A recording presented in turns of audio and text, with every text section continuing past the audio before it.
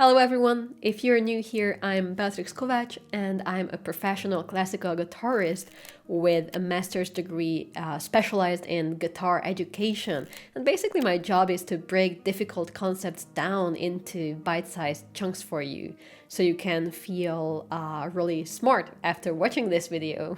Today we're diving into a fundamental skill for any classical guitarist, and not just for classical guitarists, for any guitarists really, and that is reading sheet music and translating it to the fretboard. So this is for you whether you're just starting with the guitar or you've been playing for a while but avoiding sheet music and relying on tabs only.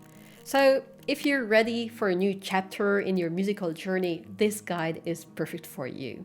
Okay, let's break down the basics of sheet music first. At its core, sheet music is a visual representation of the sounds you'll play.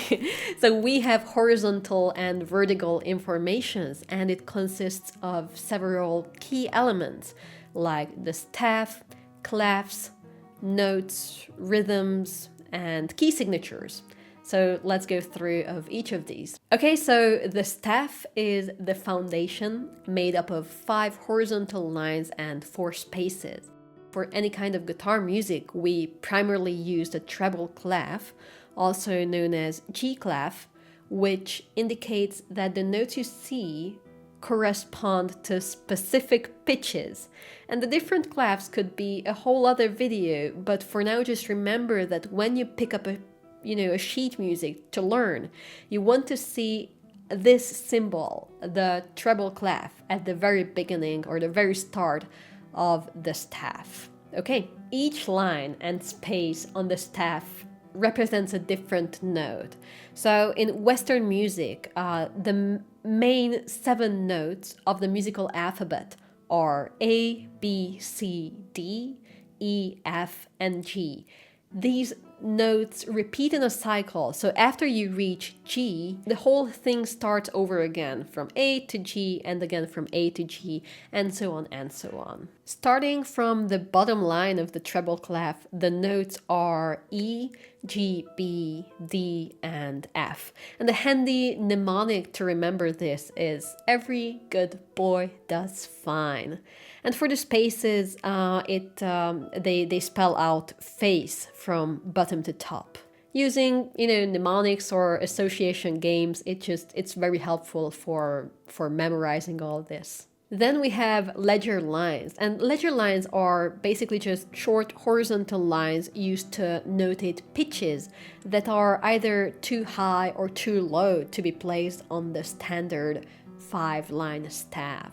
So they are drawn above or below the staff, extending, the whole range of the notation. Now let's talk about note values next. Whole notes, half notes, quarter notes, and so on tell you how long to hold each note, basically.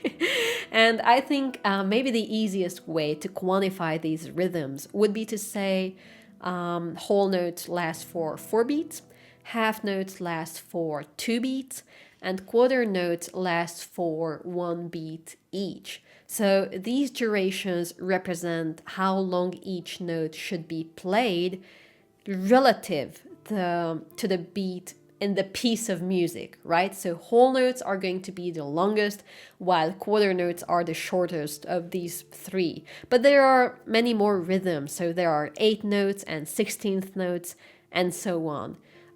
What's important to understand that rhythm has nothing to do with tempo or speed. So when you see 16th notes, it doesn't mean that you're going to play, incredibly fast. These rhythms only tell you how long or short the notes are going to be compared to their environment, their surrounding notes. Because there's no universal tempo for 16th notes or 8th note. Therefore, it can be somewhat slower or somewhat faster depending on the context, right? You know what, let's see an example for this. Okay, so let's say we have 60 beat per minute. That's a tempo of the piece we're going to play. Sounds like this.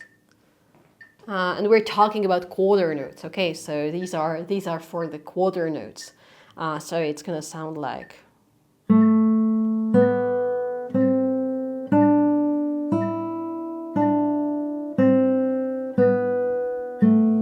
Okay, so these were my quarter notes. But then if I say that my tempo is 100, okay, let's say my tempo is 100, the same quarter notes are going to become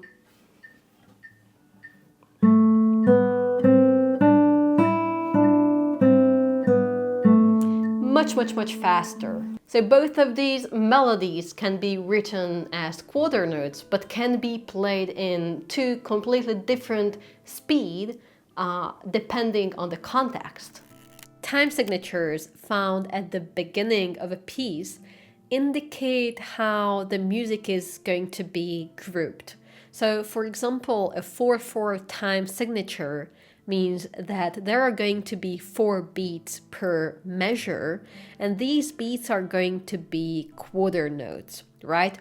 Similarly, 6/8 means that you can fit 6 8 notes in each bars, or other rhythms taking equal space. Flats and sharps are also important to talk about because these are symbols very often used in music notation to alter the pitch of a note. A sharp raises the pitch of a note by a half step or a semitone. So for example, if you would play C and you add a sharp, you will play then C sharp.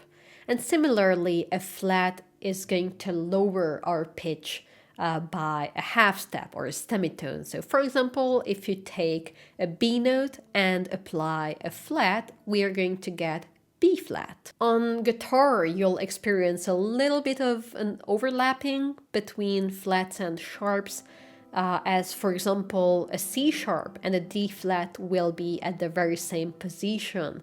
And this phenomenon is called enharmonic notes. They are essentially notes that sound the same but are named differently depending on the musical context, right? So without digging too deep into it, they are essentially just different names for the same pitch. Oh, by the way, if this is anything helpful so far, please consider to support my work on Patreon because, you know, I make educational videos all the time and that's basically how I fund this channel, pay the editor and so on. So yeah, check it out and consider supporting my work. Thanks. Now that we talked about flats and keys, we really need to talk a little bit about key signatures and accidentals.